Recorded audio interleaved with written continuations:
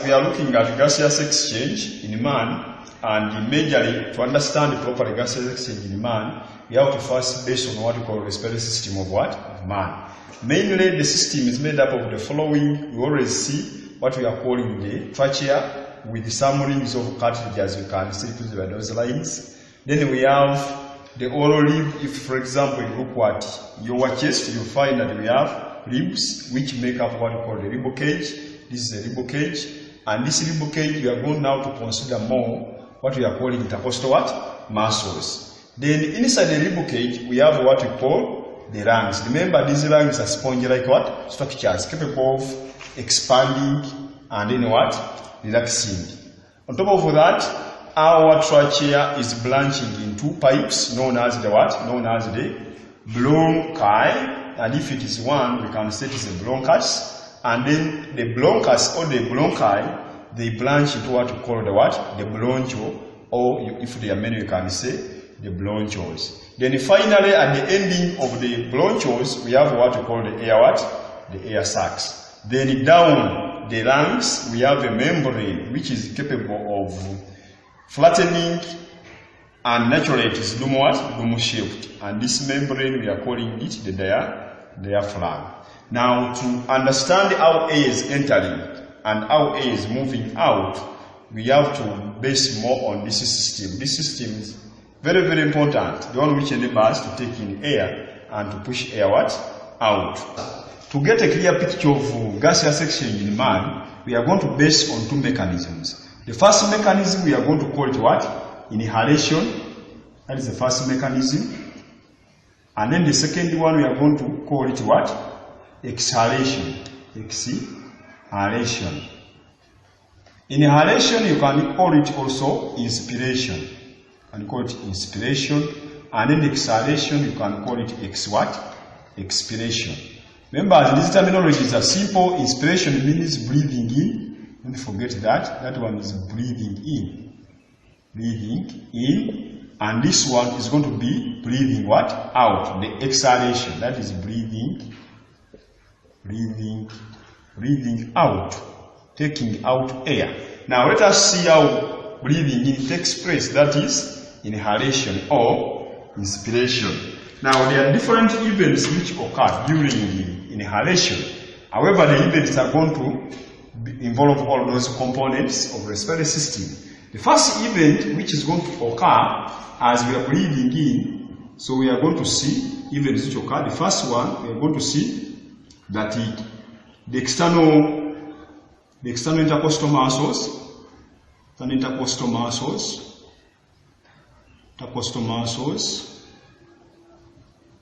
contracts. As the external intercostal muscles contract, the internal intercostal muscles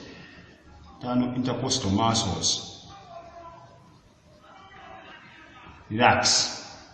Now, because of the contraction of the external intercostal muscles, what are we going to see? We see that the rib cage moves upwards and outwards. At the same time, we see muscles. We see that the diaphragm contracts. When the diaphragm contracts, we see it flattening.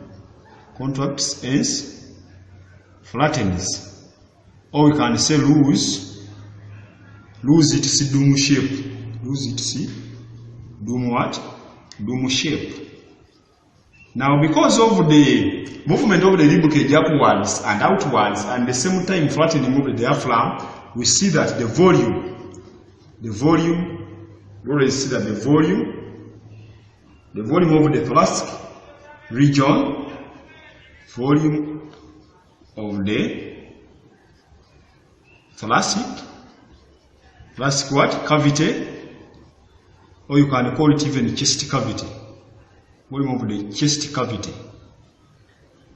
That's what? Increases. Because of the increase in the volume of the chest or thoracic cavity, we see that the lungs does what? Lungs expand. As the chest is increasing in the volume, it creates space for the lungs to do what?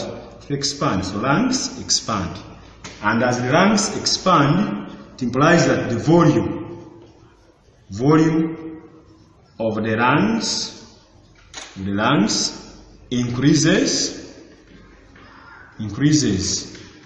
And the increase in the volume of the lungs causes decrease in the pressure of the what? Of the lungs than the atmospheric what? Than the atmospheric pressure. So the decrease in the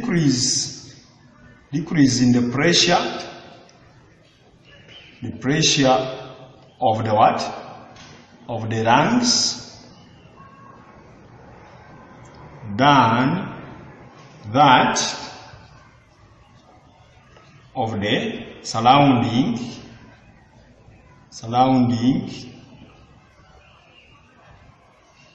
results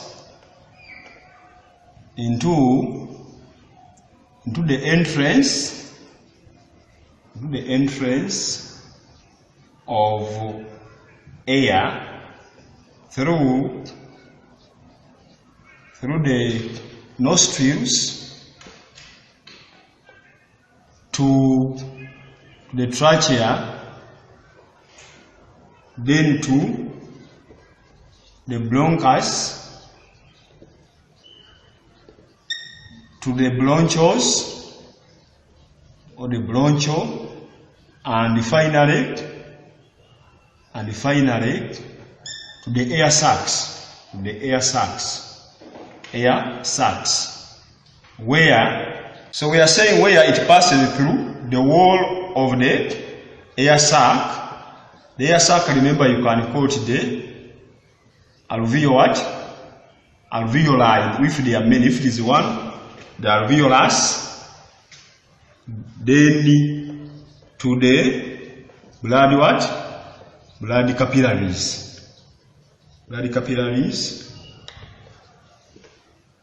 then to the regions of the body where oxygen is what? Where oxygen is needed.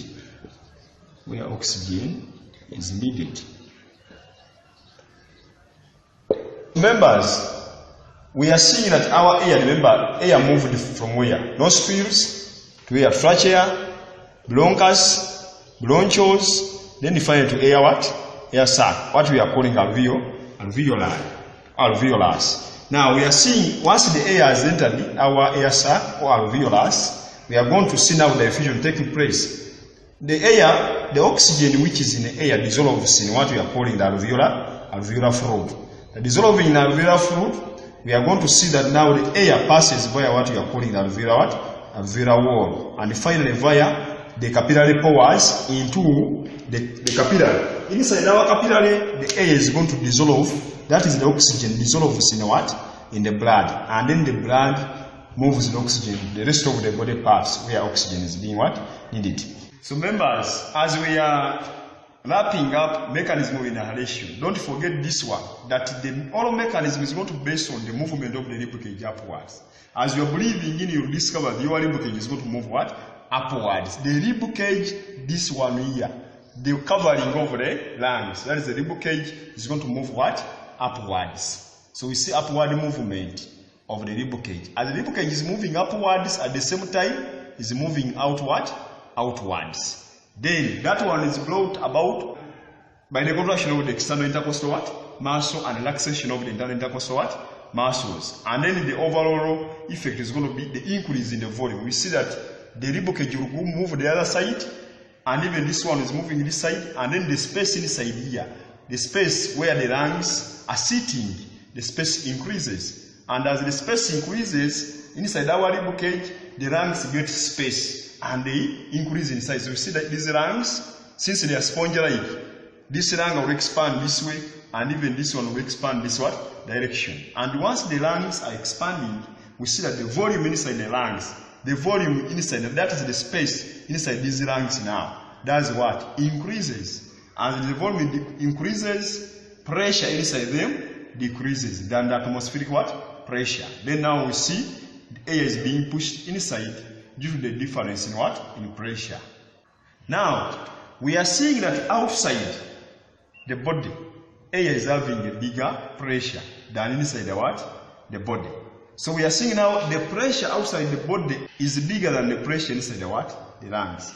Therefore, air particles are going to be pushed from outside via the nostril, trachea, the bronchus and the bronchiole into the lungs here. Why? There is a big pressure difference. That is movement of air from a region of high pressure to a region of low pressure inside the what? The lungs. And all process will be inspiration or inhalation.